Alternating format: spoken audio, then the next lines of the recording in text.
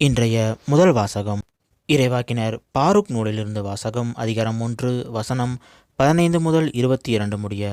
நீங்கள் சொல்ல வேண்டியது, நம் கடவுளாகிய ஆண்டவருக்கு நீதி உரியது. ஆனால் நமக்கும் யூதாவின் மக்கள், எருசலேமின் குடிமக்கள், நம் அரசர்கள், தலைவர்கள், குருக்கள், இறைவாக்கினர்கள், மூதாதையர்கள் ஆகிய அனைவருக்கும் இன்று போல தலைக்குனிவுதான் உரியது. ஏனெனில் ஆண்டவர் முன்னிலையில் நாம் பாவம் செய்தோம். நம் கடவுளாகிய ஆண்டவருக்கு நாம் கீழ்ப்படியவில்லை, அவரது குரலுக்கு செவிசாய்க்கவில்லை, அவர் நமக்கு கொடுத்த கட்டளைகளின்படி நடக்கவும் இல்லை.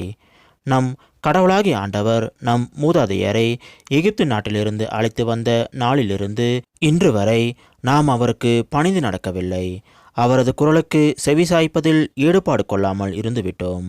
ஆகவே தான் பாலும் தேனும் வழிந்தோடும் நாட்டை நமக்கு கொடுக்கும் பொருட்டு எகிப்து நாட்டிலிருந்து நம் மூதாதையரை ஆண்டவர் அழைத்து வந்தபோது தம் அடியாரான மோசே வாயிலாக அவர் அறிவித்திருந்த கேடுகளும் சாபங்களும் இன்று வரை நம்மை தொற்றிக் கொண்டுள்ளன.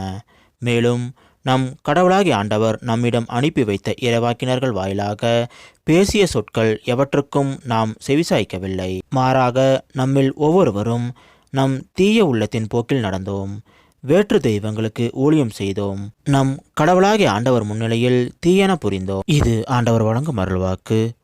இறைவா உமக்கு நன்றி.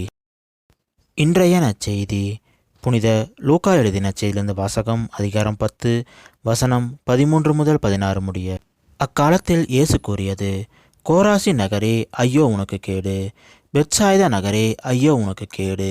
ஏனெனில் உங்களிடையே செய்யப்பட்ட வல்ல செயல்கள் தீர் சீதோன் நகர்களில் செய்யப்பட்டிருந்தால் அங்குள்ள மக்கள் முன்பே சாக்கு உடை உடுத்தி சாம்பலில் உட்கார்ந்து மனம் மாறியிருப்பர். எனினும் தீர்ப்பு நாளில் தீருக்கும் சீதோனுக்கும் கிடைக்கும் தண்டனையை விட உங்களுக்கு கிடைக்கும் தண்டனை கடினமாகவே இருக்கும். கப்பர்நாகுமே, நீ வானளவா உயர்த்தப்படுவாயோ, இல்லை பாதாளம் வரை தாழ்த்தப்படுவாய்.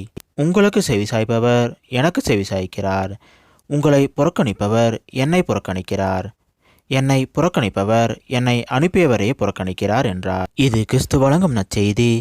கிறிஸ்துவே உமக்கு புகழ்.